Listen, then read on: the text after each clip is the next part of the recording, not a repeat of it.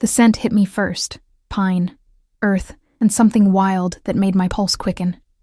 The great hall of the northern pack teemed with bodies, voices rising and falling like tide against rock, but I remained pressed against the cold stone wall, invisible despite the celebration swirling around me. My fingers clutched the small wooden wolf pendant hanging from my neck. My mother's last gift before the fever took her 3 winters ago. "Remember, Elise," she had whispered, her once golden hair like mine now dull against the pillow. "Sometimes the quietest voice carries the most truth." I hadn't understood then. Now, at 22, standing among the strongest werewolf packs gathered for the Lunar Alliance, I was painfully aware of how quiet, how irrelevant, my voice truly was. The ornate chandeliers cast golden light across faces flushed with wine and excitement. Alpha representatives from 7 territories filled the room with their presence, each movement deliberate, each laugh calculated. Their inner circles followed in coordinated orbits, beta wolves maintaining vigilance while their chosen omegas displayed perfect posture and practiced smiles. And then there was me, the omega who couldn't shift properly, the one whose wolf remained stunted, incomplete, a shameful secret my pack had hidden for years. "Stop hiding, Elise," Mira appeared beside me, her dark eyes sparkling with the fearlessness that made her the only friend I had in our mid-mountain pack. As a beta, she moved through the world with certainty I could only dream of. "Alpha Marcus will notice you're missing from our delegation. He hasn't noticed me in 22 years, I muttered, tugging at the simple blue dress that marked me as the lowest-ranking member of our group. "Besides, I'm doing everyone a favor. What if I accidentally touch someone and they realize I can't—" "Nonsense!" She grabbed my elbow, guiding me toward the center of the hall. "The northern wolves are distracted by their own display. No one will notice you." I stumbled forward, anxiety clawing at my throat. The room had grown even more crowded as servants navigated between guests with trays of blood-red wine and delicacies I'd never seen before. The northern pack spared no expense to showcase their wealth and power, particularly now that their alpha king had returned from 2 years of mysterious absence, bringing his young son to be introduced to the Alliance. "There," Mira whispered, nodding toward the raised platform at the head of the hall. "That's him." I didn't need to ask which him she meant. Even among alphas, he commanded attention like gravity commands the tide. Tall, with shoulders that could carry mountains, he stood half-turned away from the crowd. His hair was dark as midnight, shot through with silver at the temples despite appearing no older than 35. When he shifted slightly, the candlelight caught his profile: strong jaw, straight nose, and eyes that seemed to absorb rather than reflect light. Alpha King Evren of the Northern Territories, the most powerful shifter in 7 packs. "And that's the pup," Mira continued, gesturing to a small figure darting between guests, a flash of dark hair and boundless energy. "Prince Theo. They say he's extraordinarily powerful already, even at 7.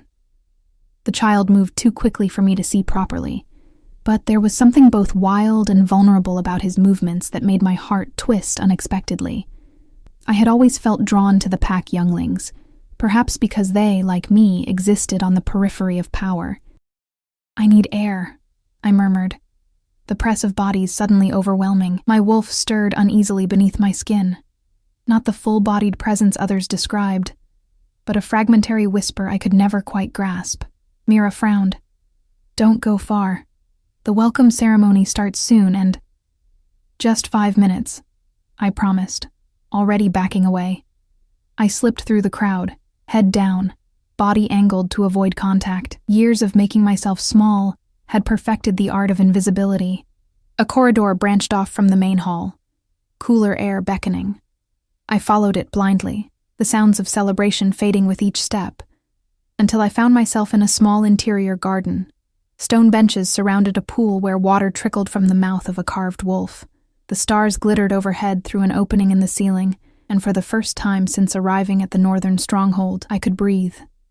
My fingers found the pendant again, tracing its familiar curves. "What am I doing here, Mother?" I whispered to the night sky. "I don't belong in this world. Neither do I, sometimes."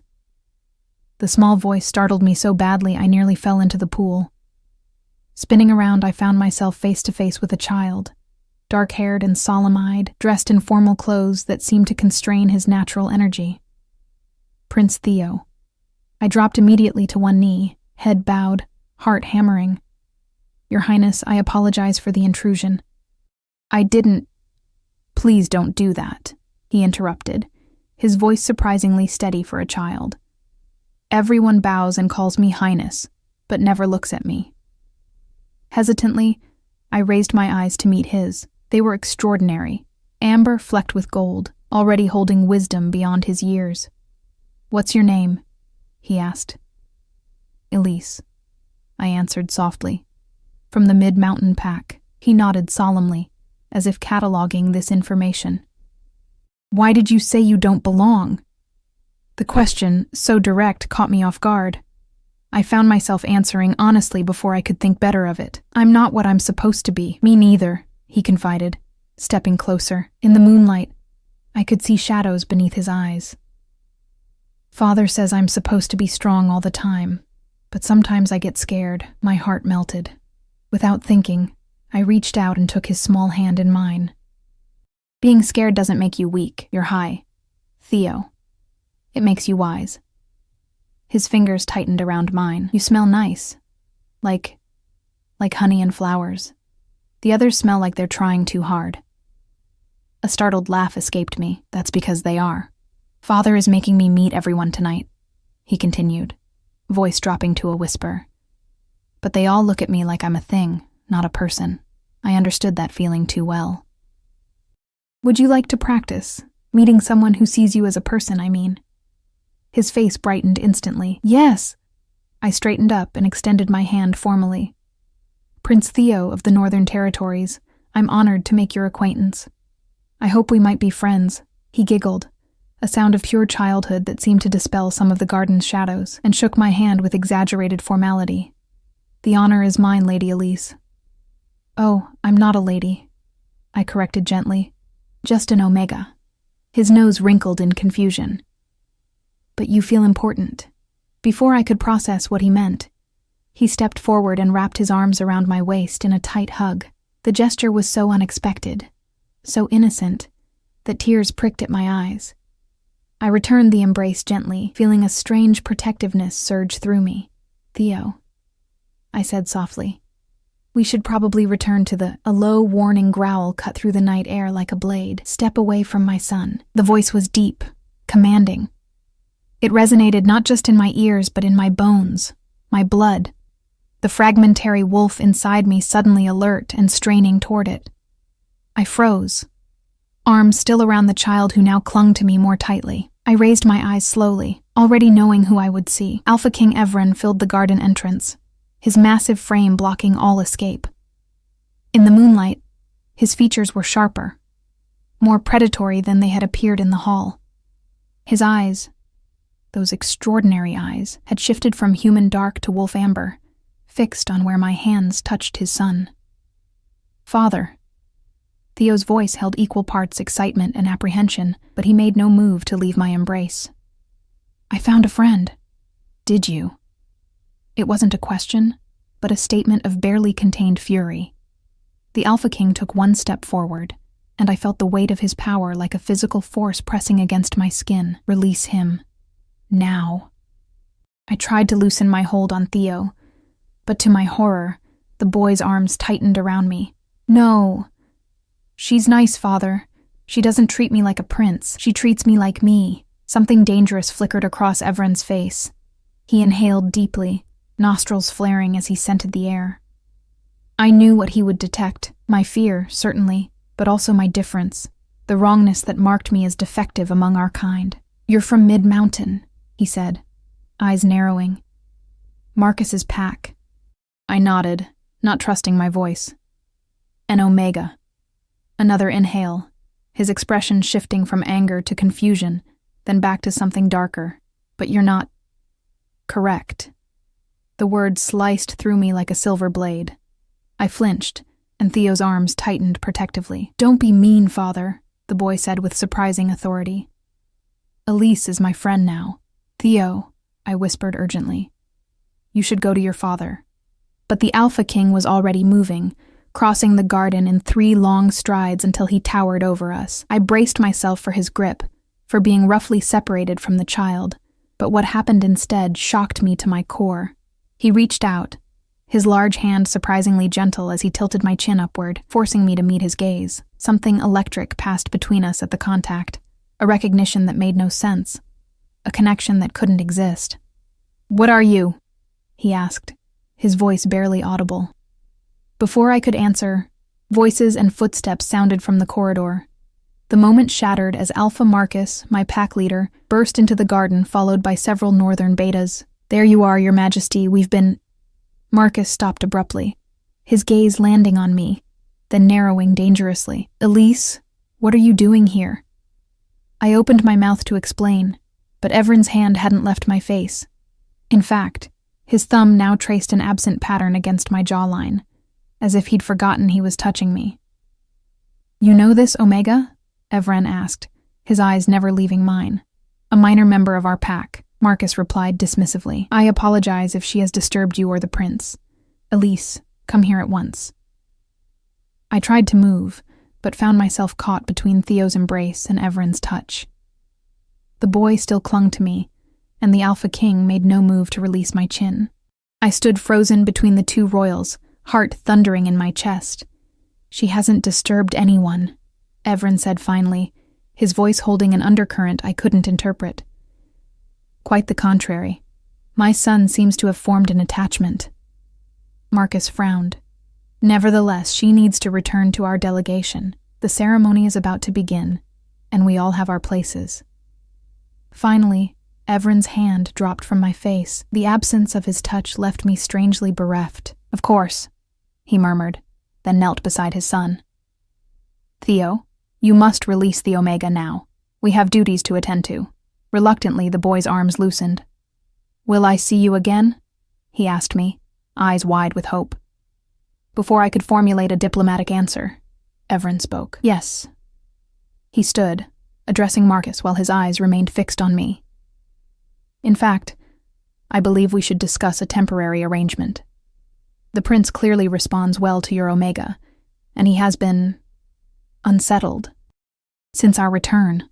The blood drained from my face as I realized what he was suggesting. Marcus looked equally shocked. "A loan of personnel between allies is not unprecedented," Evren continued smoothly. "For the duration of the summit, perhaps." "Your Majesty," Marcus began carefully, "surely one of our higher-ranking Omegas would be more suitable to—" "No." Evren's voice left no room for argument. "This one. My son has chosen, and I find myself curious." As the implications of his words sank in, a chill ran down my spine. I looked from Marcus's calculating expression to Theo's hopeful one, to Evren's inscrutable face, and knew with sudden certainty that my life had just irrevocably changed. The wooden pendant seemed to burn against my skin as my mother's words echoed in my memory. Sometimes the quietest voice carries the most truth, but as the Alpha King's gaze held mine with disturbing intensity, I wondered if some truths were better left unspoken. The ceremony passed in a blur of ancient words and formal gestures. I stood at the edge of our pack's delegation, hyper-aware of every movement around me, every glance cast in my direction. My skin still tingled where the Alpha King had touched me, as if his fingerprints had branded me on a cellular level. "What happened in that garden?" Mira whispered, as we followed the procession to the feast that would officially begin 3 days of alliance negotiations. "Marcus looks like he swallowed something rotten, and you're pale as moonlight." I shook my head slightly, unwilling to speak of it where so many enhanced ears could overhear. The Great Hall had been transformed during our absence, long tables arranged in a horseshoe pattern, with the Northern Pack's royal table forming the base. Banners representing each territory hung from the rafters, swaying gently in the breeze from high windows. Our mid-mountain crest, silver peaks against a blue background, seemed dull compared to the Northern Pack's fierce black wolf on blood red. "Later," I murmured, as we took our assigned seats near the far end of our table, the distance from Alpha Marcus reflecting our lowly status. But later never came. As servants began delivering platters of roasted meats and forest vegetables, a northern beta appeared at my side. He wore the black and silver uniform of the Royal Guard, his expression professionally blank. "Omega Elise," he said, his voice carrying just far enough to draw attention from nearby packmates. "Alpha King Evren, request your presence at the royal table." A collective intake of breath rippled through our section. Mira's hand found mine under the table, squeezing in silent support or warning. I wasn't sure which. Alpha Marcus, seated at the head of our delegation, turned slowly to stare down the length of the table at me, his expression unreadable. "Now?" I managed to ask, my voice embarrassingly weak. The guard nodded once. "The prince has requested your company." I rose on shaky legs, feeling every eye in the hall track my movement. The simple blue dress I wore, appropriate for an omega of my standing within my own pack, suddenly seemed woefully inadequate for approaching royalty. I followed the guard through the maze of tables, my heart beat a frantic rhythm in my ears. The royal table sat on a raised dais, allowing the northern leadership a view of the entire gathering. As we approached, I spotted Prince Theo bouncing excitedly in his seat. Beside him, Alpha King Evren reclined with deceptive casualness, one arm draped over the back of his ornate chair, his dark eyes following my approach with predatory focus. "Elise," Theo called out, earning a gentle but firm touch on his arm from his father, a reminder of decorum. The guard led me around to an empty seat that had been placed between Theo and an older woman whose silver-streaked dark hair and regal bearing marked her as someone of importance. She studied me with open curiosity as I stood awkwardly before them. "Sit," Evren commanded, gesturing to the chair. When I hesitated, his eyebrow arched slightly. "Unless you'd prefer to return to your pack." "No, Thank you, Your Majesty." I slipped into the seat, keeping my eyes lowered, hands folded tightly in my lap. "Father said you could sit with us," Theo explained happily, leaning toward me. "I told grandmother about you. She wanted to meet you too." Grandmother. I glanced sideways at the elegant woman, who inclined her head slightly. "I am Lydia," she said, her voice carrying the weight of authority softened by years of wisdom, "former Luna of the Northern Territories, and mother to our stubborn Alpha." "Mother," Evren warned, but there was fondness beneath the rebuke. "Oh, hush," she replied, waving a dismissive hand before returning her attention to me. "My grandson has taken quite a liking to you, which is unusual. He's normally quite shy with strangers." "I'm honored, my lady," I responded carefully, unsure of the proper protocol. My upbringing had not prepared me for dining with royalty. "You're not eating," Evren observed, nodding toward the plate a servant had placed before me. The portions were more generous than I'd ever been given, the presentation more artful. I'm a bit overwhelmed, Your Majesty." A strange expression flickered across his face, something almost like satisfaction. "Understandable, but you'll need your strength." The implication that I would need strength for whatever lay ahead sent a shiver down my spine. "Tell me about yourself, Elise," Lydia said, sampling a roasted mushroom from her plate. "How long have you been with the Mid-Mountain Pack?" "All my life, my lady. I was born there." "And your parents?" I swallowed hard. "My father was a Beta Guard, who died in a territory dispute before I was born. My mother was an Omega healer. She passed when I was 19. "So you're alone," Evren stated rather than asked, something dark passing behind his eyes. "I have my pack," I answered automatically, though the words rang hollow even to my own ears. The truth was that without my mother's protection, my place in the Mid-Mountain Pack had grown increasingly precarious. My inability to shift properly made me a liability, kept around mostly for minor tasks no one else wanted. "Do you have healing skills like your mother?" Lydia asked. I shook my head. "I assist in our nursery, caring for the Pack's children while their parents work." "That explains it," Evren muttered, exchanging a meaningful look with his mother. "Explains what, Your Majesty?" Instead of answering, he turned to his son. "Theo, eat your vegetables before they grow cold." The boy wrinkled his nose, but obeyed, stabbing at a carrot with excessive force. I noticed his plate had been carefully arranged to separate different foods, something I often did for the more particular children in our nursery. "He doesn't like when things touch on his plate," I observed quietly. 3 pairs of eyes snapped to me, Theo's surprised, Lydia's thoughtful, and Evren's intense. "How did you know that?" Evren asked, leaning forward slightly. I blinked, suddenly uncertain. I just noticed. In our nursery, we have several children who prefer their food separated. It's common with heightened senses. Theo beamed at me. See, Father? I told you she understands. Everin studied me with renewed interest, his gaze traveling over my features as if searching for something hidden beneath my skin. The scrutiny made me simultaneously want to shrink away and, strangely, stand taller. Your Alpha tells me you're 22, he said finally. Rather old to be unmated in your pack's tradition, isn't it? Heat flooded my cheeks. Yes, Your Majesty. Why? The blunt question caught me off guard. I fumbled for a diplomatic response, aware that many ears would be straining to catch my answer. I haven't found the right match yet. His non-committal response somehow conveyed that he knew I was hiding something. Dinner progressed with similar uncomfortable questions punctuated by Theo's innocent chatter. The boy seemed determined to tell me everything about his life, his favorite stories, his pony named Shadow, how the northern stronghold had wolves 3 times the size of normal wolves who guarded the perimeter. Throughout his excited explanations, I noticed Everin watching our interactions carefully, assessing every response I gave, every smile I offered his son. As dessert was served, honey-drizzled pastries filled with forest berries, Lydia turned the conversation toward the Alliance. What do you know of the negotiations, Elise? I hesitated, unsure how much a lowly Omega was permitted to acknowledge. Only what everyone knows, my lady. That the 7 Pack seek stronger unity against the growing human encroachment to the east. And what do you think of that? Everin asked, his deep voice drawing my gaze unwillingly to his. I don't think my opinion holds much relevance, Your Majesty. Indulge me. I glanced nervously toward my pack's table, where Alpha Marcus watched our interaction with barely concealed agitation.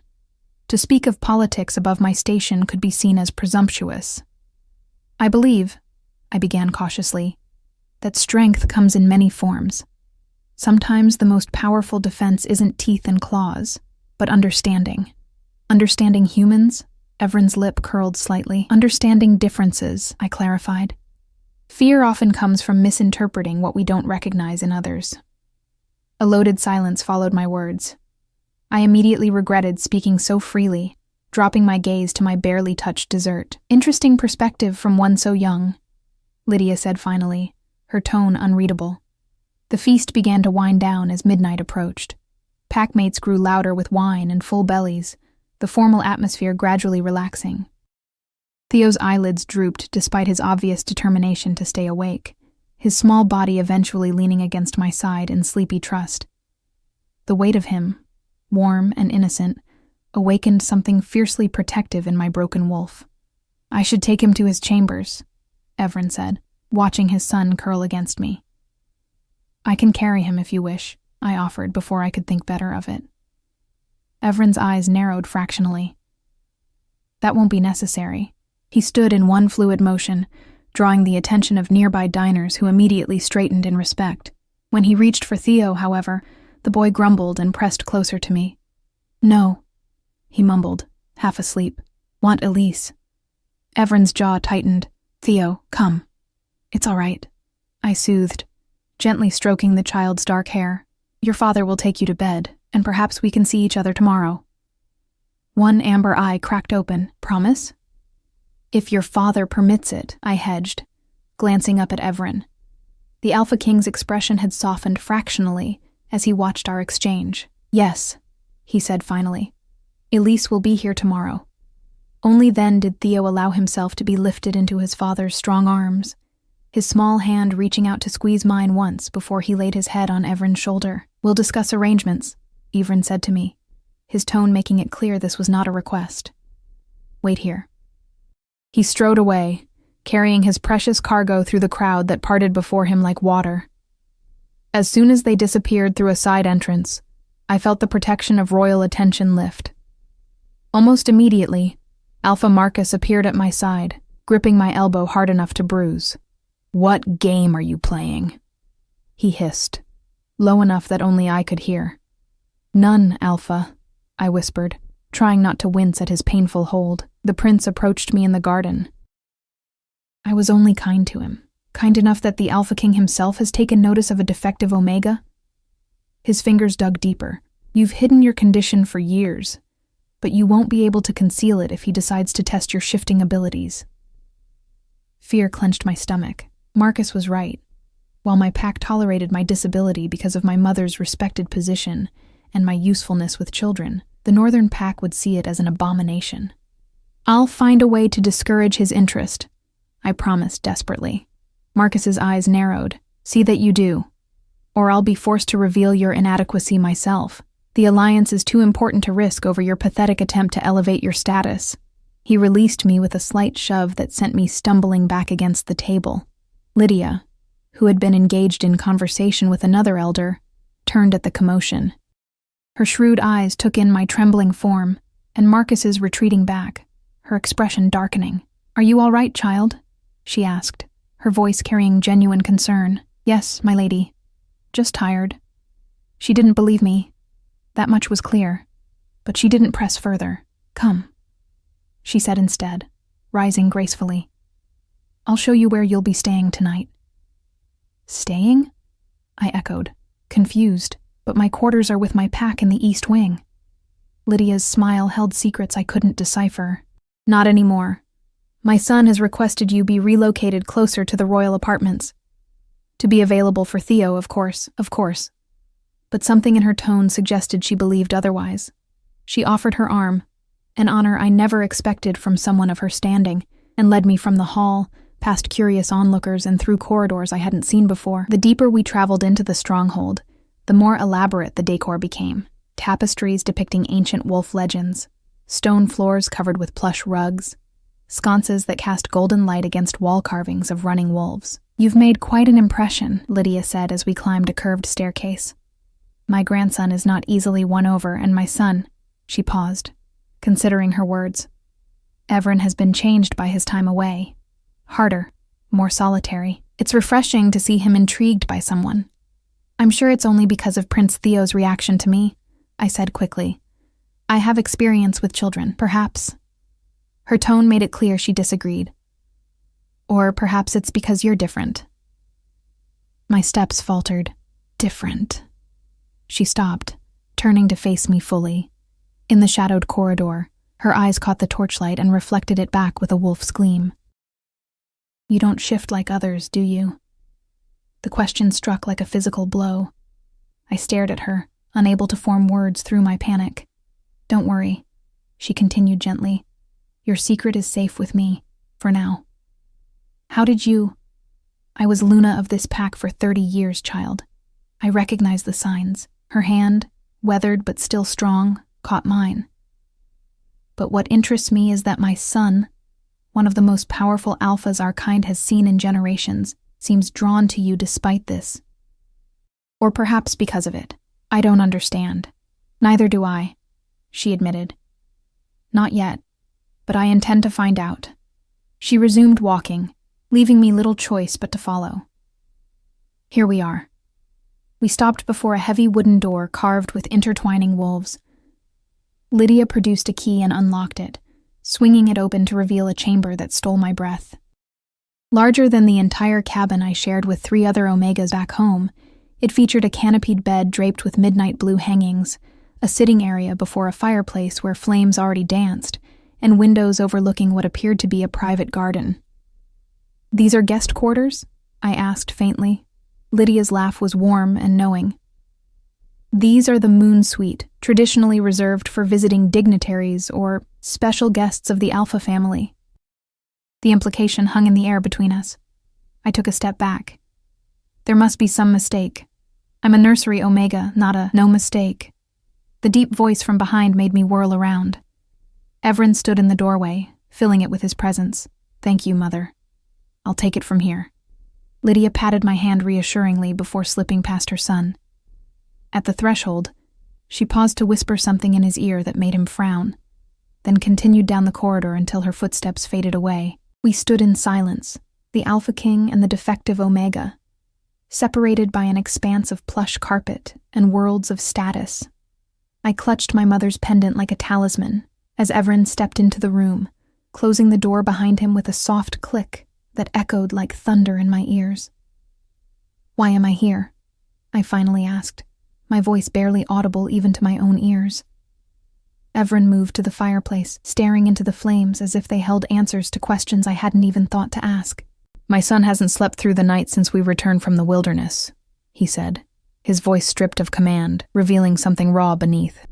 "Until today, he hasn't willingly touched anyone but me or my mother. Yet within minutes of meeting you, he embraced you without fear." I remained silent, unsure what response he expected.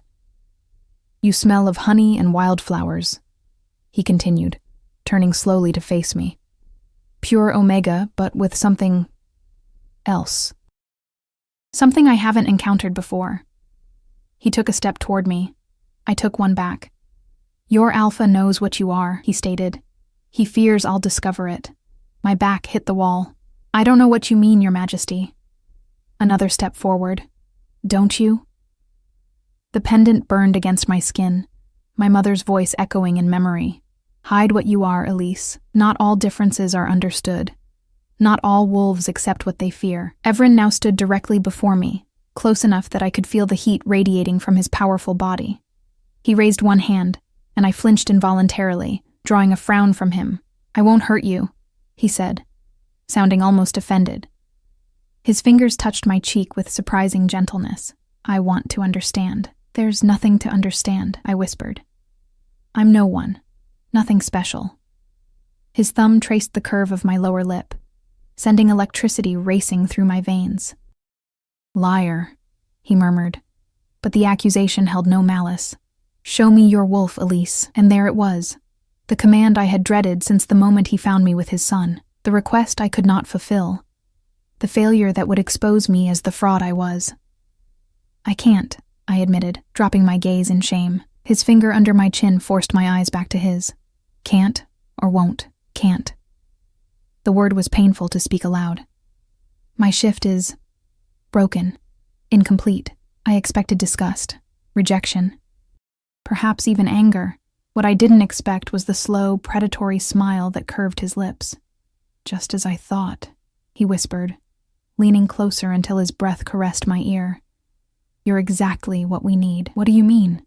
I asked, my voice trembling as Everin's proximity overwhelmed my senses. His scent, pine forests after rain and something untamed, clouded my thoughts, making it difficult to focus. He stepped back, allowing me space to breathe, but his eyes never left mine. "My son is different too." The words hung between us, heavy with implication. I waited, sensing there was more he wasn't saying. 2 years ago, Everin continued, moving to pour wine from a crystal decanter on a side table. "I took Theo into the wilderness for what should have been a brief training expedition. We were attacked. He handed me a goblet, which I accepted automatically, though I had no intention of drinking. Not by rogues or hunters, but by something older, something our kind has forgotten."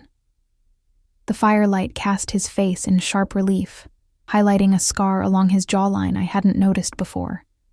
Thin and silver, like it had been made by something unnaturally sharp. "Theo was injured," he said, his voice dropping so low I had to strain to hear it. "I did what was necessary to save him, but the consequences were unexpected." "What happened to him?" I asked, drawn into the story despite my fear. Everin's gaze lifted to mine, filled with an emotion I couldn't name. His wolf awakened too early, too powerfully. He can't control it the way he should. Sometimes it overtakes him without warning. I gasped softly, understanding the implications immediately. For a young werewolf, especially one of royal blood, to experience uncontrolled shifting was dangerous, both to themselves and others. "The pack doesn't know," I guessed. He nodded once. "Only my mother and our head healer." If word spread that the future Alpha King can't control his wolf, the other packs might see it as weakness. I finished. "A reason to challenge your leadership." "Precisely." He studied me with renewed interest. "You understand pack politics well for a nursery Omega. I didn't mention that being invisible had its advantages. People spoke freely around those they considered irrelevant. Instead, I asked. What does this have to do with me? Your scent calms him. Evren set down his untouched wine. Your presence stabilizes his wolf. I felt it the moment I entered that garden. His energy was contained, peaceful. Because I'm broken? The words slipped out before I could stop them, bitter with years of shame. His expression hardened. You're not broken. You're rare. You don't understand. I can't shift fully. I've tried. I know exactly what you are, Elise. He stepped closer again, his voice dropping to a hypnotic cadence. An anchor term meant nothing to me, but something deep within me, the fragmentary wolf perhaps, recognized the word, stirring with interest. Anchors were once revered among our kind, Evren explained. Omegas whose wolves manifest differently, who can stabilize the shifts of others, particularly powerful alphas who might otherwise lose control. That's not possible, I whispered, even as hope flickered dangerously in my chest. If such creatures existed, I would have heard. They were hunted to near extinction centuries ago, he interrupted, by alphas who feared their power. The ability to prevent a shift could be seen as threatening to those whose identity is wrapped in dominance. My mind reeled. Could it be true? Was there a name, a purpose for what I had always considered a defect? How do you know this? I asked. If they're extinct, my time in the wilderness taught me many things our histories have forgotten. He reached for my pendant, his fingers brushing against my collarbone. This symbol, the intertwined wolves, is an ancient mark of the anchors. Did your mother tell you where it came from? I shook my head, stunned by the revelation. She only said it was a family heirloom, that it would protect me. She was trying to tell you what you are. His hand closed around the pendant, warm against my skin. And she was right about the protection. If others knew what you truly are, what you could mean for Theo. The pieces fell into place with terrible clarity. You want me to help your son? Yes. By staying here, leaving my pack? His eyes never wavered. Yes. For how long? As long as necessary. Fear and something else, something that felt dangerously like belonging, warred within me. My alpha would never allow it. I may be low-ranking, but I'm still part of Mid-Mountain. Leave Marcus to me, Evren said with a dismissive confidence that spoke of absolute power. He'll accept generous compensation for your services. The word compensation stung. So I'd be sold from one pack to another? No. His response was immediate and forceful. You would be honored as the prince's companion and under my personal protection. And if I refuse? His expression darkened. Would you condemn my son to a life of fear and isolation when you could ease his suffering? Would you choose loyalty to a pack that treats you as worthless over a place where you could be valued for exactly what you are? The accusation struck home. I turned away, moving to the window where moonlight spilled across the private garden below. For generations, my family had served Mid-Mountain faithfully, even as we hid our supposed defect. My mother had warned me never to leave the protection of our territories. But had that protection ever truly existed, or had it been a cage built of fear and shame? I need time to think, I said finally. Of course. His tone suggested he already knew what my answer would be, but not too much time. We leave for the Northern Palace at the conclusion of the summit, 3 days from now. He moved toward the door, pausing with his hand on the ornate handle. Rest well, Elise. Tomorrow, you'll begin working with Theo. We'll see just how much of an anchor you truly are. After he left, I sank onto the edge of the massive bed, my mind spinning with revelations. An anchor. Not defective, but rare. Valuable, even. The possibility seemed too wonderful to believe, yet Evren had spoken with such certainty. I slept fitfully, dreaming of wolves running through moonlit forests, of a small dark-haired boy who shifted uncontrollably between human and wolf, of a pendant that glowed with blue fire. And throughout it all, a pair of amber eyes watching, waiting, commanding me to choose. Morning came too quickly, sunlight streaming through windows I'd forgotten to cover. A soft knock at the door roused me fully. Come in, I called, hastily smoothing my rumpled dress from the night before. The door opened to reveal Lydia, accompanied by 2 female betas carrying clothing and what appeared to be bathing supplies. "Good morning, dear," she said, smiling warmly. "I thought you might appreciate some assistance preparing for the day. Theo has been asking for you since dawn." The betas moved efficiently around the room, filling a copper tub with steaming water and laying out garments across a chair, garments far finer than anything I'd ever worn.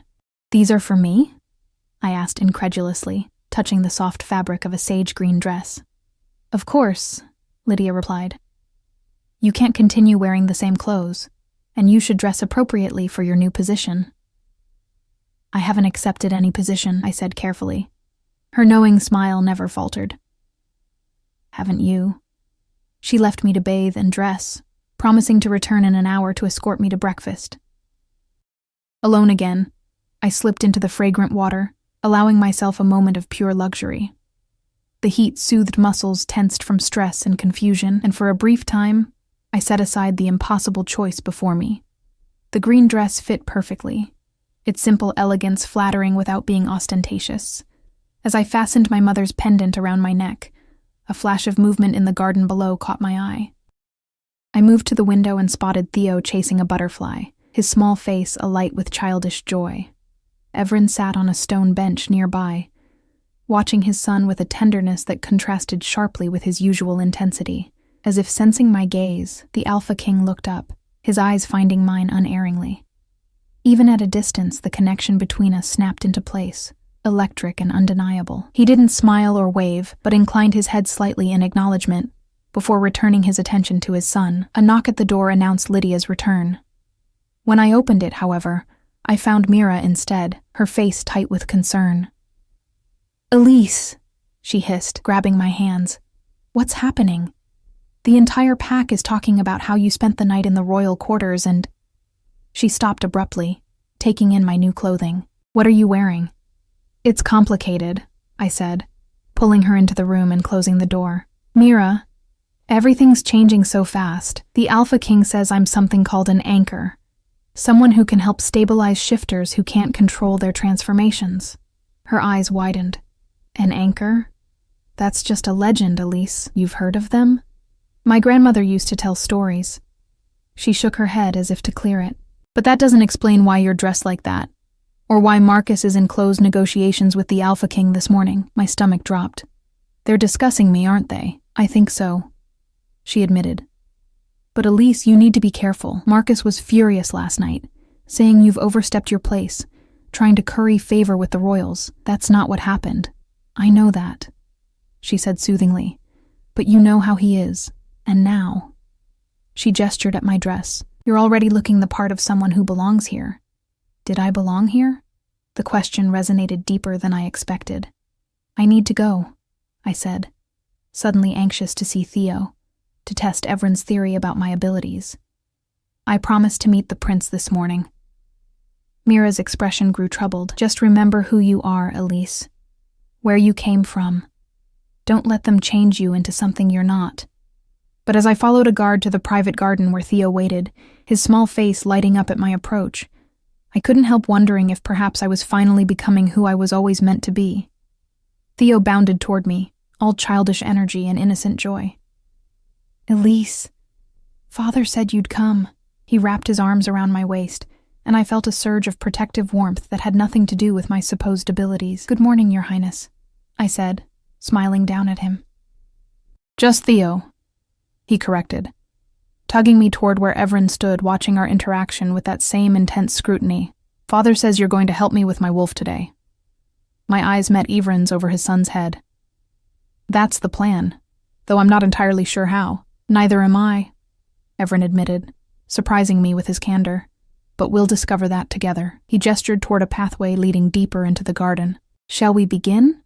The private garden opened into a walled training ground, sheltered from view by ancient oak trees and high stone barriers. A training dummy stood at one end, scarred from what appeared to be claw marks, while various objects, balls, ropes, climbing structures, were arranged around the space. "This is where I practice," Theo explained, his earlier excitement dimming slightly. "Sometimes my wolf comes out when I don't want it to." "Has that happened often?" I asked gently. Evren answered instead. "Increasingly since our return, particularly when he's frustrated or frightened." I knelt before Theo, bringing myself to his eye level. Can you tell me what it feels like when that happens? The boy's amber eyes clouded with memory. It's like being really angry but not knowing why. My skin gets hot and itchy, and then the wolf takes over, I finished softly. He nodded, looking miserable. Father says I need to be stronger, to control it better, but I don't know how. I glanced up at Evren, who had the grace to look somewhat abashed at his son's words. Turning back to Theo, I took his small hands in mine. Strength isn't always about control, I said. Sometimes it's about understanding. Do you think you could show me what happens? I'll be right here with you. Theo looked uncertainly at his father, who gave a single nod of approval. What should I do? The boy asked. Close your eyes, I instructed, maintaining my hold on his hands. Think about how it feels just before the shift begins. Theo obeyed, his face scrunching in concentration. For several moments, nothing happened. Then I felt it. A subtle change in the energy flowing between us. A quickening of his pulse beneath my fingers. His skin grew warmer, and a faint tremor ran through his small frame. It's starting, he whispered, fear threading through his voice. I'm here, I assured him. Keep going. Don't fight it, but don't rush toward it either. Just observe what's happening in your body. The transformation accelerated. Black fur sprouting along his arms, his fingers shortening toward paws. But then something extraordinary happened. As his shifting reached what should have been the tipping point toward full wolf form, I felt my own fragmentary wolf stir and reach out, not physically, but energetically, creating a stable bridge between his human and wolf aspects. Theo's eyes flew open, now glowing the pure amber of his wolf, but the shift halted, suspended in a half state that should have been impossible to maintain. What's happening? He gasped, staring at his partially transformed hands. It doesn't hurt. Evren moved closer, his expression one of barely contained wonder. You're anchoring him, he murmured, just as I suspected. For nearly 5 minutes, Theo remained in this partial shift, examining his changed body with curious delight rather than fear. I maintained physical contact, instinctively understanding that our connection facilitated the stability. Now, I said gently, imagine drawing your wolf back inside, like gathering up something precious that you want to keep safe. Gradually, the transformation reversed, until Theo stood fully human again, though his eyes retained a faint amber glow. He looked up at me with astonishment. You fixed me, he whispered. My heart clenched. You were never broken, Theo. Your wolf is just very strong and eager. We're going to learn how to make friends with it, rather than fighting against it. Evren's hand came to rest on my shoulder, warm and heavy. Remarkable, he said, his deep voice rumbling with satisfaction. You exceeded my expectations. We spent the next hour experimenting with different approaches. I discovered that my presence allowed Theo to access his wolf form without the fear and pain that had previously accompanied his transitions. By maintaining physical contact, sometimes just a touch on his arm, I could help him find the balance between his human consciousness and wolf instincts. When Lydia arrived with a tray of refreshments, she found the three of us seated cross-legged on the ground, Theo demonstrating how he could now partially shift just his hands without losing control. Impressive progress, she noted, setting down the tray. I haven't seen him this calm since before the wilderness. As Theo eagerly reached for a honey cake, Evren drew me slightly aside, his expression serious despite the morning's success. Your alpha has agreed to release you from mid-mountain, he said without preamble. Though I had expected this, the finality of it still shocked me. Just like that? He's giving me away? In exchange for expanded hunting rights along our shared border and 2 of our yearling horses, Evren replied matter-of-factly. A generous offer, considering your status in his pack. The cold calculation in his voice stung. So I've been purchased, his eyes narrowed. You've been liberated from a pack that never valued you. The transaction is merely formality. And what is my status to be in the Northern Pack? I asked, forcing myself to meet his gaze. The prince's nursemaid? A tool to be used when his control slips? Something dangerous flickered in Evren's expression. You will be under my personal protection, as I said. Your position will be respected. But not equal, I pressed, surprising myself with my boldness. Few are equal to an Alpha King, he replied, a hint of arrogance coloring his tone. But you will have privileges beyond most. A place in the royal household, security, purpose. All things I had lacked in Mid-Mountain. Still, the idea of being transferred like property rankled. Do I have any say in this arrangement? For a moment, I thought he might dismiss my question entirely. Instead, he sighed, running a hand through his dark hair in a surprisingly human gesture. Yes, he admitted. I won't force you, Elise. If you truly wish to remain with a pack that shames you for your nature rather than celebrating it, I will honor that choice, though I believe it would be foolish. The concession startled me. And if I choose to come with you, then we leave in 2 days, after the alliance is formalized. His gaze softened fractionally. Theo would be overjoyed, as would I. The personal admission hung between us, loaded with implications I wasn't ready to examine. I turned to watch Theo, who was chattering happily to his grandmother while licking honey from his fingers. In just 1 day, the boy had progressed from fearful of his own nature to experimentally exploring it with childish enthusiasm. I need to speak with Marcus, I said finally. To hear the terms from him directly, Evren nodded, though his jaw tightened. As you wish. He's expecting you after the midday council session. He hesitated, then added, whatever he says, remember that words can be weapons too. The warning stayed with me as I spent the rest of the morning with Theo, helping him practice controlled partial shifts. A finger, an ear, the slight elongation of his canines.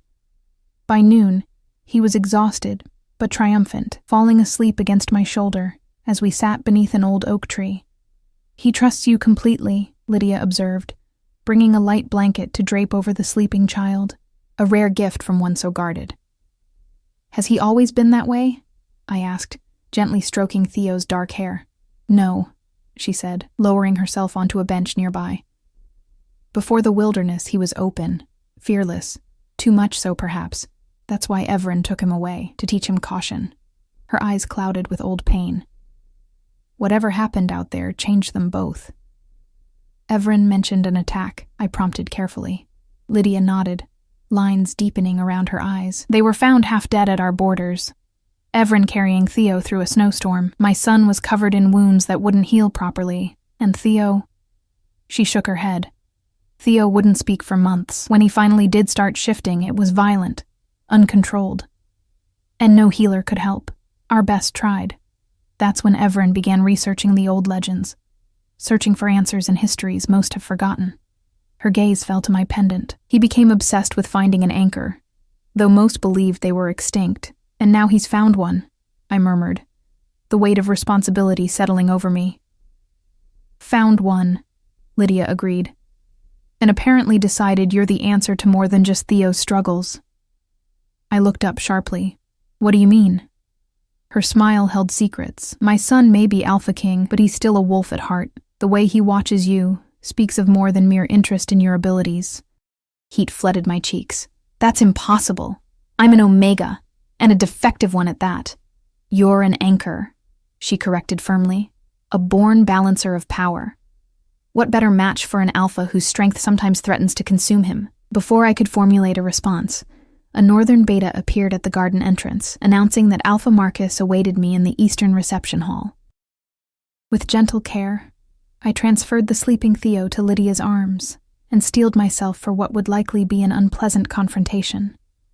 The eastern hall was smaller than most I'd seen in the stronghold, but no less imposing with its carved stone columns and arched ceiling. Marcus paced before a window, his agitation evident in every line of his body. He stopped abruptly when I entered, his cold gaze assessing my new clothing with open disdain. Already dressing the part, I see, he said by way of greeting. I squared my shoulders. Alpha Marcus, you asked to see me. To inform you that your service to Mid-Mountain ends today. He gestured dismissively. The Northern Pack has made an offer for your transfer that benefits our territory considerably. More than you're worth, frankly. The casual cruelty was nothing new, but it still stung. I understand I have a choice in the matter. His laugh held no humor. A choice? Don't delude yourself.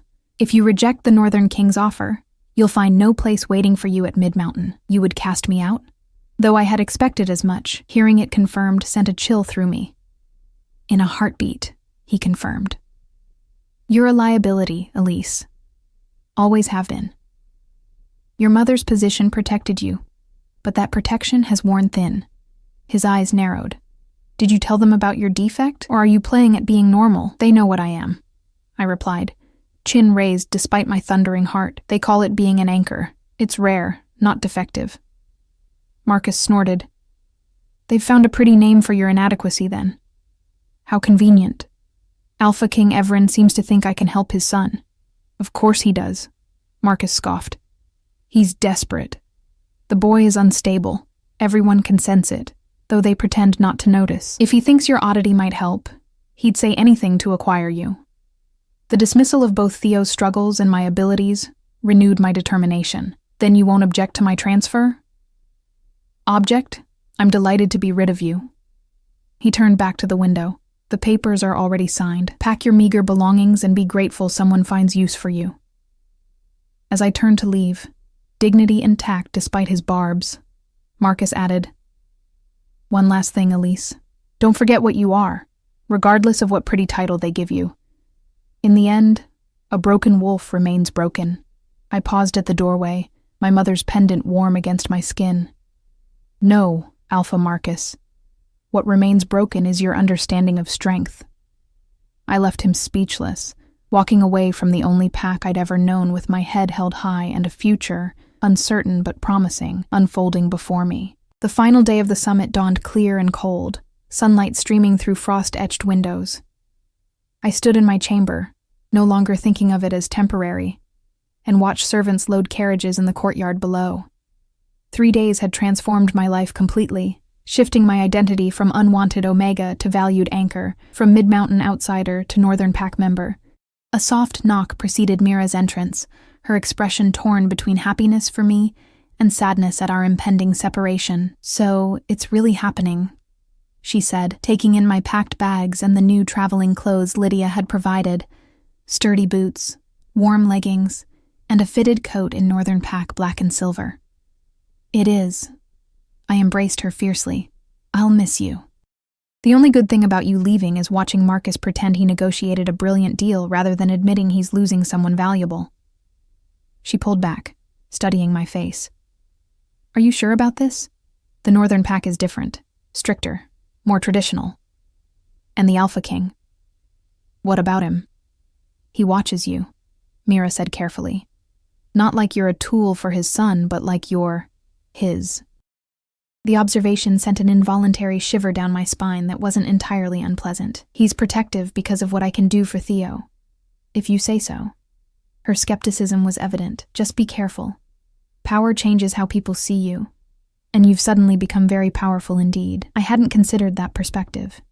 These past days had been so focused on helping Theo that I'd given little thought to what my status as the last known Anchor might mean politically.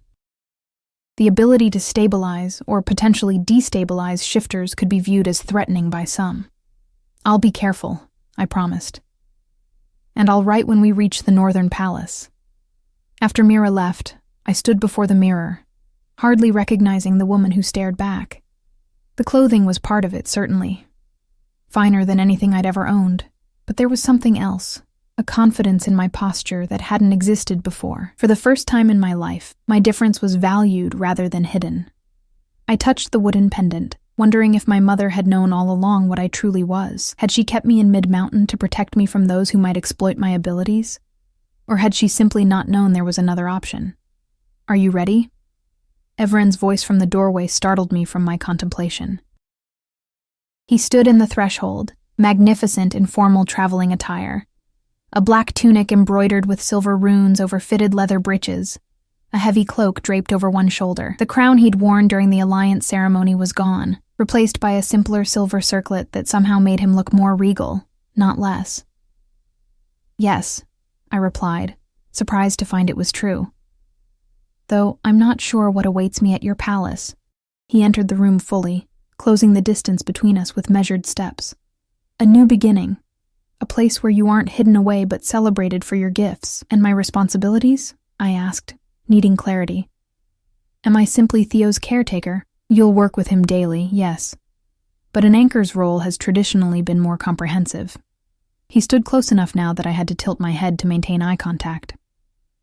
You'll serve as my advisor as well. The ability to see beyond wolf instinct, to bridge human and animal natures, is invaluable in diplomacy. Advisor? I echoed, incredulous. I have no training in politics or negotiation. Yet you've navigated the dangerous waters of being different in a world that demands conformity, he countered. That requires more political skill than most formal training. His logic was unexpectedly flattering. And what of my status? In Mid-Mountain, I was the lowest-ranking Omega. In the Northern Pack, you'll hold the rank of Royal Companion, equal to my senior betas in standing, answerable only to me, my mother, and eventually Theo when he comes of age. The elevation was dizzying. Your pack may not accept an outsider in such a position. They'll accept what their Alpha King decrees, he stated with absolute certainty. His hand rose to my cheek, the touch sending warmth cascading through me. But they'll come to respect you on your own merits, as I have. There was something in his gaze, something hungry and determined, that both frightened and thrilled me. Before I could decipher it, a servant appeared to announce the carriages were ready. The journey to the Northern Palace would take 3 days, traveling through mountain passes and ancient forests. Theo, excited by the adventure, insisted I ride in the royal carriage with him and Evren, while Lydia traveled with her handmaidens in a second vehicle. The boy's chatter filled the first hours, his questions about my life in Mid-Mountain and what I might teach him next coming in an endless stream.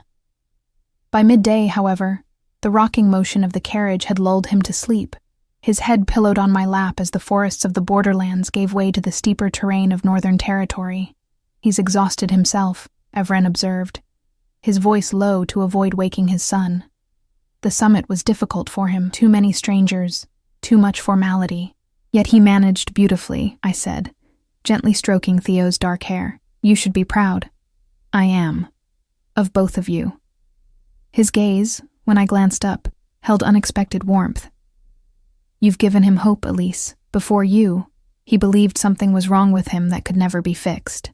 Nothing needs fixing, I replied firmly. He just needs understanding and guidance. As do we all. Evren's hand moved to cover mine where it rested on his son's shoulder, the contact simple yet intimate. I've spent 2 years searching for answers, convinced that somewhere in the old legends lay the solution to Theo's struggles. Finding you feels like fate, or coincidence, I suggested, though without much conviction. His lips curved in a half-smile. My people believe there are no coincidences, only paths we're too blind to see until we're already walking them. The philosophy resonated with me in ways I couldn't articulate. Had all my years of isolation and difference been preparing me for this moment? This role?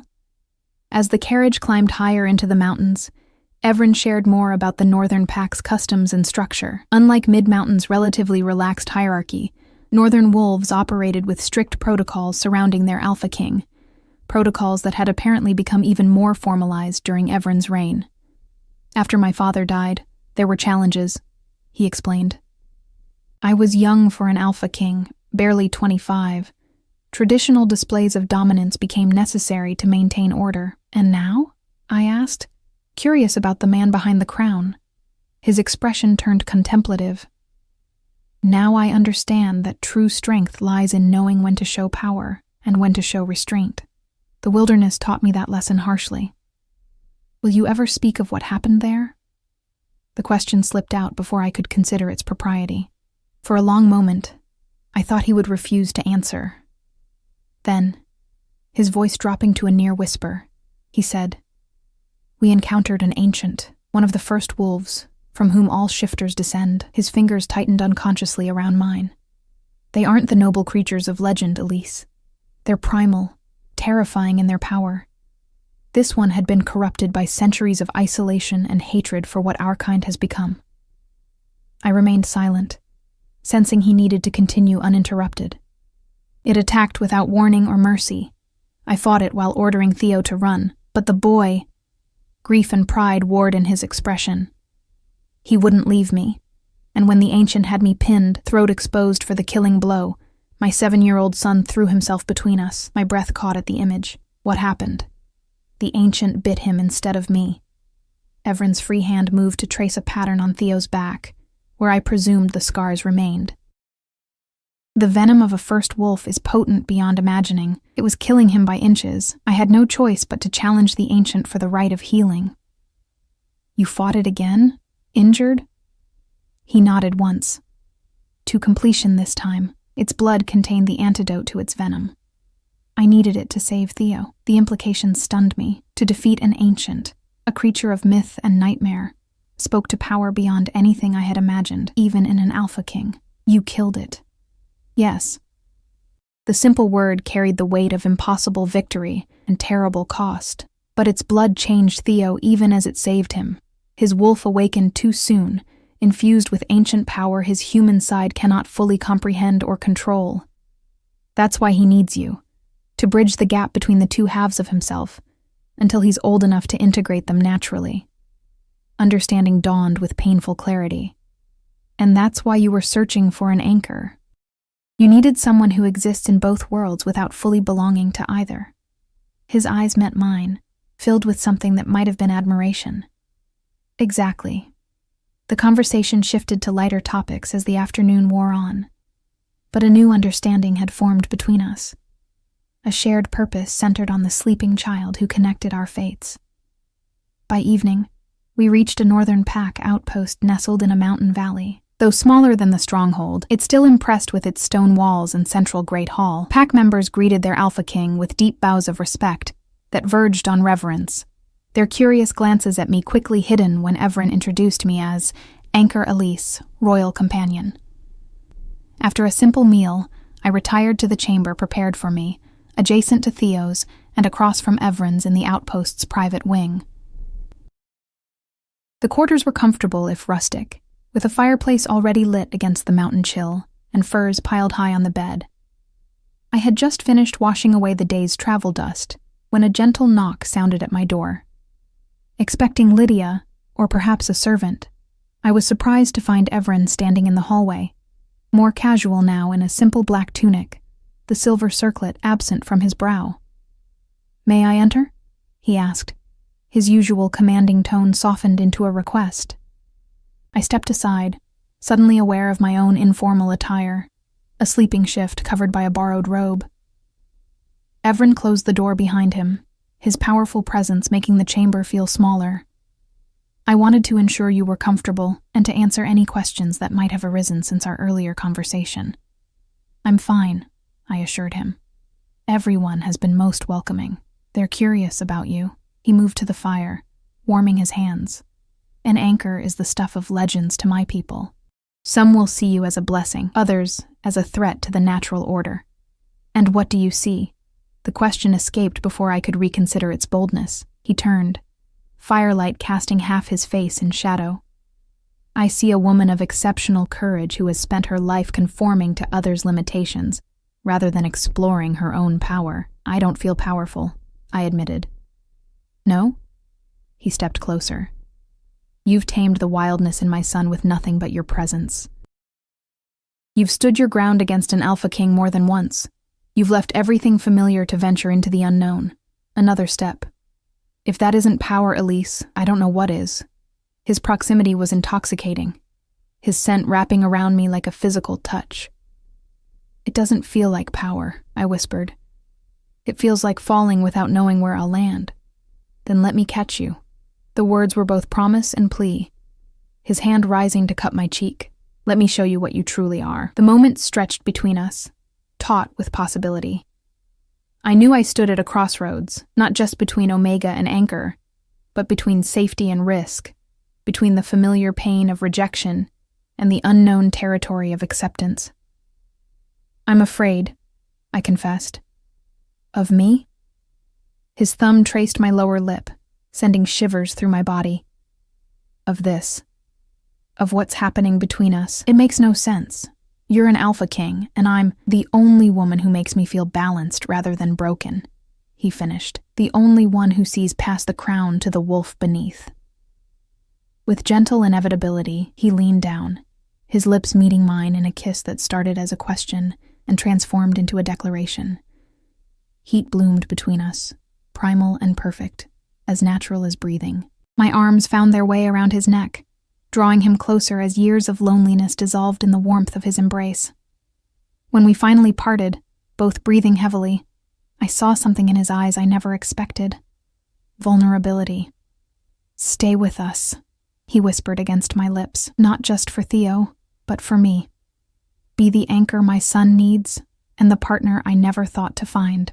The request, so much more meaningful than the formal arrangement we'd discussed, pierced straight to my heart. In that moment, I realized that the broken wolf inside me had never been broken at all, merely waiting for the right pack, the right purpose, the right alpha to call her home. "Yes," I answered simply, knowing it was both an ending and a beginning.